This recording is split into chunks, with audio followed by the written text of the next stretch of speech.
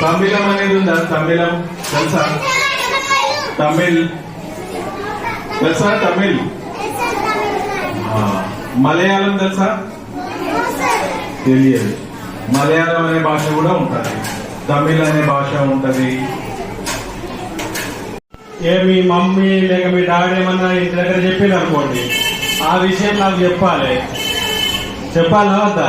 నాకు తెలవాలంటే మీరు వచ్చి ఇట్లా ఇంత సైకిల్ చేస్తే నడుస్తుందా? ఏం చేయాలి?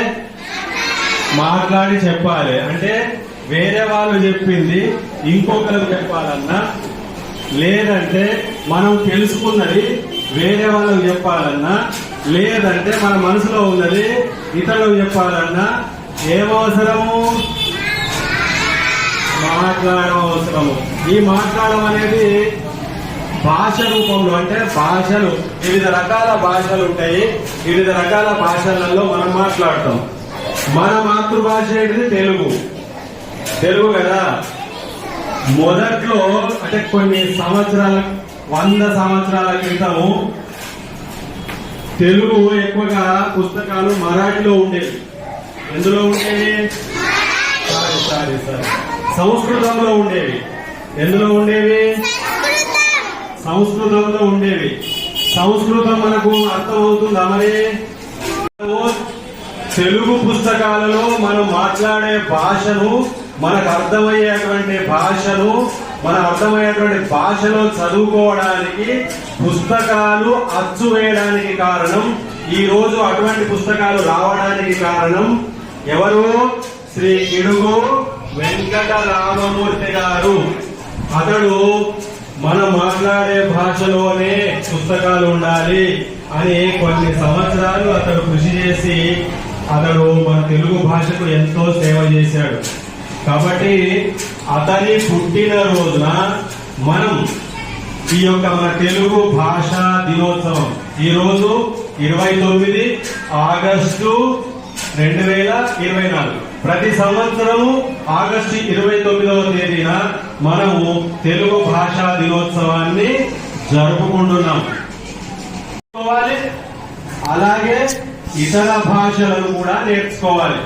ఇంగ్లీష్ నేర్చుకోవాలి, మరాఠీ నేర్చుకోవాలి, హిందీ నేర్చుకోవాలి. కానీ మన మాతృభాషను మాత్రం తప్పకుండా నేర్చుకోవాలి. ఓకే? ఒక వారధి మన సంస్కృతి సంప్రదాయాలు పండుగలలో ప్రతిబింబిస్తాయి. హిందువులు, ముస్లింలు, క్రైస్తవులు, సిక్కులు, బౌద్ధులు, జైనులు, పార్సీలు వారి వారి పండుగలను బంధుమిత్రులతో సంతోషం. పుట్ల పండుగ ఏంటిది? మరి పుట్ల పండుగ ఎలా జరుపుకున్నారో మీకు తెలుసు కదా, మనం చూసి కదా. అయితే ఆ పండుగ సందర్భంగా ఆ భగవంతుని స్మరిస్తూ తెలుగు దినోత్సవం కదా, దాని గురించి తెలుగులో ఒక పద్యము ఎలా ఉంటుందో మీకు ఒకటి శ్రీకృష్ణుడి మీద రాసిన పద్యాన్ని మీకు వినిపిస్తాను. దండము గీతా గురువా, మీరు అనొచ్చు, దండము గీతా గురువా, దండము కంసారి నీకు దానవహననా. దండము గీతా గురువా, దండము కంసారి నీకు దానవ హననా.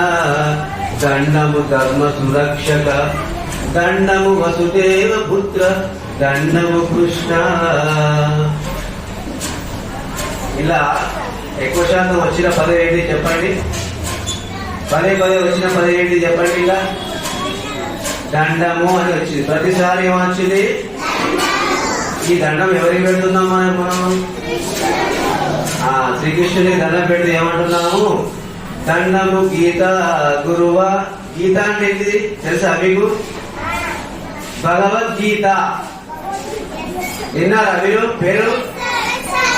ఈ భగవద్గీతను బోధించిన దేవుడు ఎవరు? Very good. అయితే ఆ దేవుణ్ణి అతనికి ఏమని చెప్తున్నాము? దండము గీతా గురువా, ఓ గీతాన్ని బోధించిన ఓ దేవా నీకు దండము అని అంటున్నాము. దండము కంసారి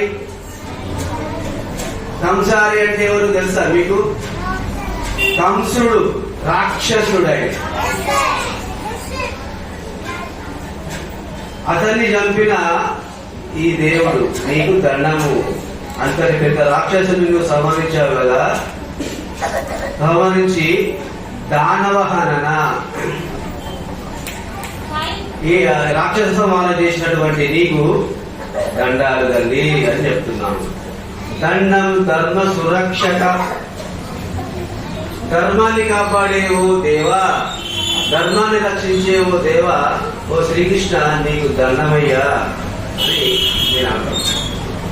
దండము వసుదేవ పుత్ర. వసుదేవ పుత్ర అంటే ఈ శ్రీకృష్ణుడు ఎవరి పుత్రుడు? వసుదేవుని పుత్రుడు అంటే కొడుకు.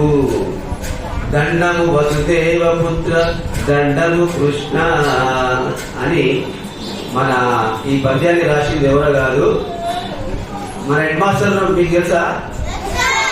సార్ పేరు చెప్పండి. శ్రీనివాస్ గండూరి. వాళ్ళ నాన్న పేరు తెలుసా మీకు? లక్ష్మీనారాయణ గండూరి.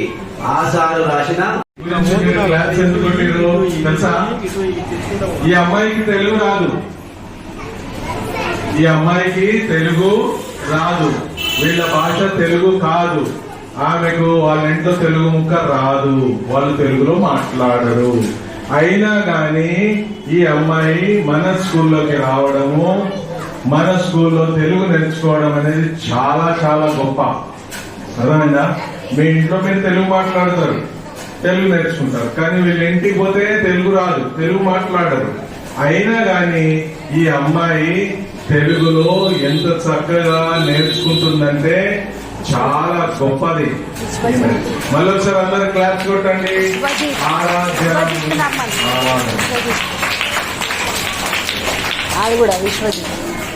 ఇంకోటి వీడి పేరు विश्वजीत सिंह. ये भी बहुत अच्छा लड़का है. ये दोनों इनके मातृभाषा तेलुगु नहीं है, घर पे तेलुगु नहीं बोलते, फिर भी लेकिन तेलुगु सीखने के लिए अपने स्कूल में आया, तेलुगु अच्छा सीख रहे, तेलुगु पढ़ रहे. इनके लिए दोनों के लिए जोरदार तालियां.